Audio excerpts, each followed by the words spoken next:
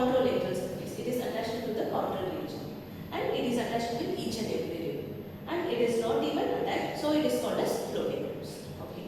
So this is parallel to the number of thoracic cavity. Okay. So this is called as simple part of the thoracic vertebral bone. Here you can see the spinous. This area is called as spinous. So it is located on the transverse side. It is called as transverse spinous. So here is a place where your thorax and the ribs region will be attaching on the back side. Okay. And a single bone of a rib have different parts. That is what we are going to see today. Okay. So we will be attaching like this only. Here you will have some areas for the cartilage. Okay. So this is the anterior part. So anterior part you will have an cartilageous part, and this is the anterior surface, and this is the posterior surface. Posterior surface have different parts. This area is called as head. Followed by the head, it is called as neck region, and this is the shaft region.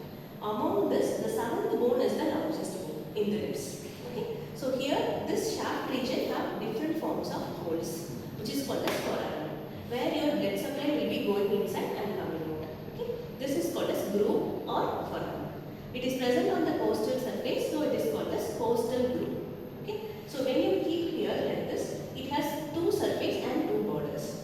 This is the anterior surface and this is the posterior surface. This is the upper border and this is the lower border. So two surfaces and two borders will be present for each and every rib. And you will be dividing the ribs into typical rib and atypical rib. Typical in the sense it is looking like a same. That is called as typical rib.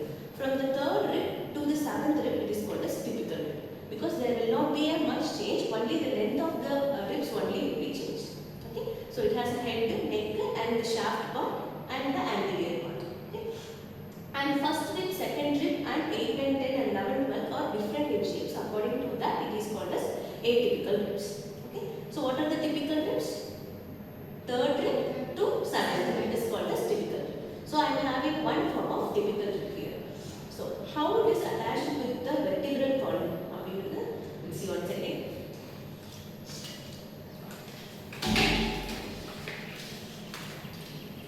You can see that each ribs will be attached with the same form of thoracic vertebra. Okay, and it is also creating a gap. This is called as intercostal space. Intercostal space means a space between each rib is called as intercostal space. So the rib will be attaching with the corresponding thoracic vertebra. Okay, that means if it is a seventh rib, it is attaching with the seventh thoracic vertebra, but it has different forms of attachment. Okay, it is attached superiorly, inferiorly, and the tubercle part. This attachment is called as articulation. Any bone is attaching with another form of bone is called as articulation. So it is superiorly articulating, it is inferiorly articulating, and it has a tubercle, means a small opening. This is not an exact true bone, so we cannot able to find the tubercle. But if you see a real bone, you can see a bent-like structure or a mountain-like small structure, which is called as tubercle. So these three areas are attaching with the vertebra: the superior articulate, inferior articulate, and the tubercle part.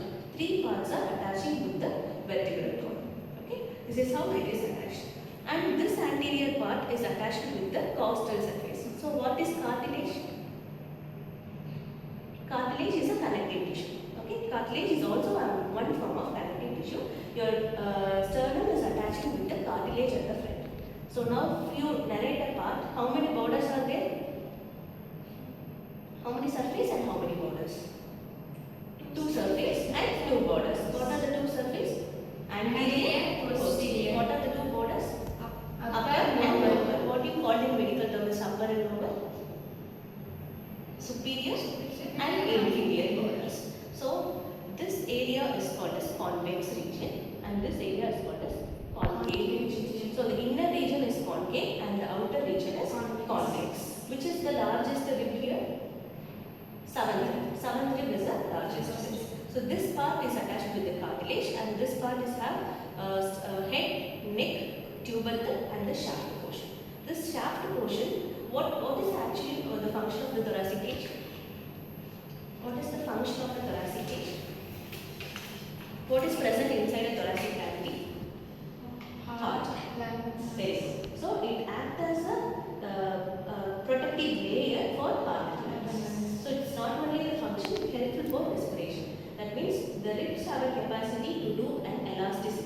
That is what it is attached with the cartilage.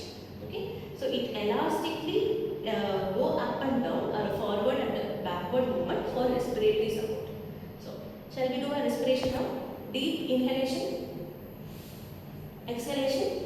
You can see your rib movement here. So, whenever your lungs is opening and closing, the ribs will also be supported in opening and closing. So, other than protection, it also have a function of inspiration and expiration. Respiratory mechanism is also a function of ribs. Okay. Any doubts here?